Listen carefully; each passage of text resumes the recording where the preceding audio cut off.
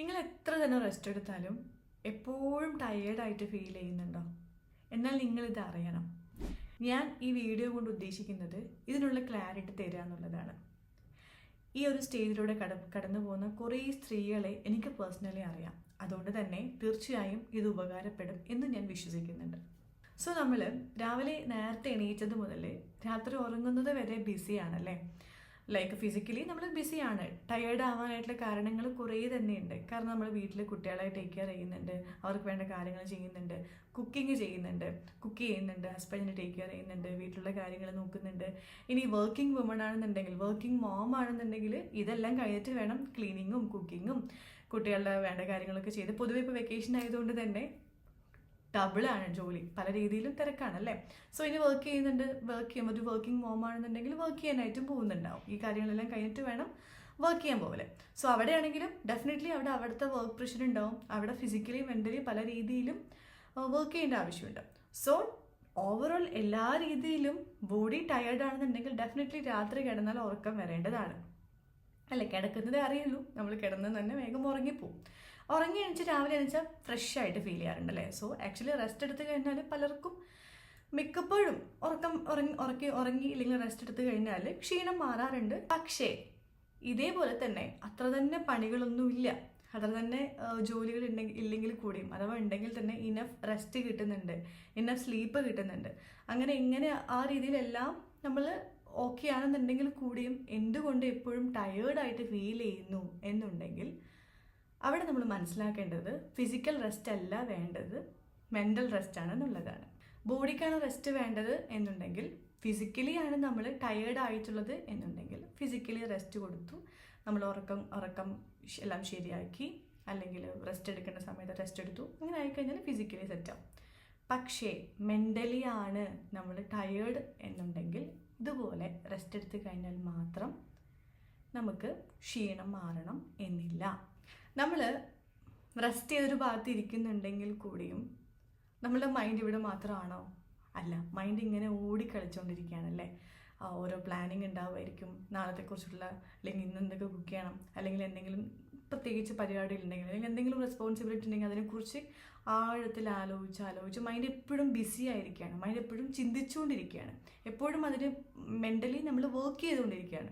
Even നമ്മളിവിടെ ഒരു പീസായിട്ട് ഇരിക്കാമെന്ന് പ്ലാൻ ചെയ്താൽ പോലും നമ്മളെ കൊണ്ട് മൈൻഡ്ഫുള്ളായിട്ട് അല്ലെങ്കിൽ പ്രസൻറ്റിൽ കാമായിട്ട് ഓക്കെ ഞാനിവിടെ റെസ്റ്റ് എടുക്കാം, അല്ലെങ്കിൽ എനിക്കിവിടെ ഉറങ്ങണം, ഈവൻ ഉറങ്ങുകയാണെങ്കിൽ കൂടിയും ഉറക്കത്തിൽ നമ്മളിങ്ങനെ പ്ലാൻ ചെയ്തുകൊണ്ടിരിക്കുന്നുണ്ട് അല്ലേ. ഉറങ്ങാൻ പോകുന്നതിന് മുൻപ് വരെ അല്ലെങ്കിൽ തൊട്ട് മുൻപ് വരെ നമ്മൾ ഓരോ പ്ലാനിങ് ആണ്. സോ മൈൻഡ് എപ്പോഴും ബിസി ആയിരിക്കുകയാണ്, മൾട്ടി ടാസ്കിങ് ആണ്, അല്ലെങ്കിൽ വെറിയാണ്, എന്തെങ്കിലും കാര്യത്തെക്കുറിച്ച് ആലോചിച്ചിട്ട് പ്രയാസപ്പെട്ടുകൊണ്ടിരിക്കുകയാണ്. എപ്പോഴും മൈൻഡ് നല്ല കാര്യത്തിനും എല്ലാത്തിനും വേണ്ടി ഇങ്ങനെ ആഴത്തിൽ ചിന്തിച്ചുകൊണ്ടിരിക്കുന്ന സമയത്ത് നമുക്കവിടെ റെസ്റ്റ് കിട്ടുന്നില്ല. സോ ശരീരത്തിന് മാത്രമല്ല മനസ്സിനും റെസ്റ്റ് കൊടുക്കണം.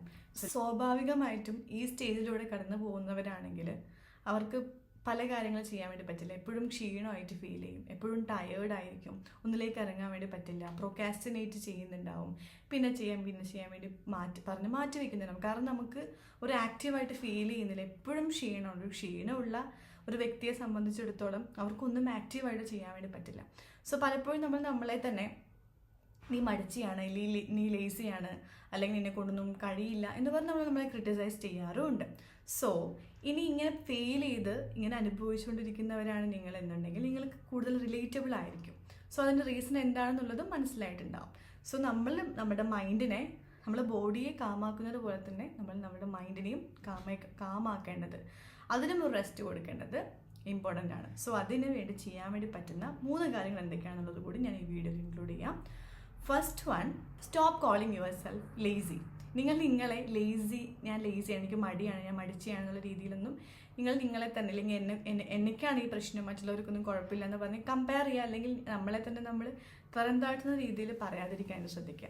ഈ വീഡിയോ കണ്ടപ്പോൾ നിങ്ങൾക്ക് മനസ്സിലായിട്ടുണ്ടാവും ഒരിക്കലും നിങ്ങളുടെ പിഴവ് കൊണ്ടല്ല, കാരണങ്ങൾ കൊണ്ട്, ചിന്തിക്കുന്നത് കൊണ്ടാണ്, മൈൻഡിന് ഒരുപാട് വർക്ക് ഉള്ളത് കൊണ്ടാണ്, ഒരുപാട് ലോഡ് ഉള്ളത് കൊണ്ടാണ് എപ്പോഴും ടയേർഡായിരിക്കുന്നത്, അല്ലെങ്കിൽ അതിന് ഇനഫ് റെസ്റ്റ് കിട്ടുന്നില്ല. അതുകൊണ്ടാണെന്നുള്ളൊരു റിയലൈസേഷൻ ഉണ്ടാവുക.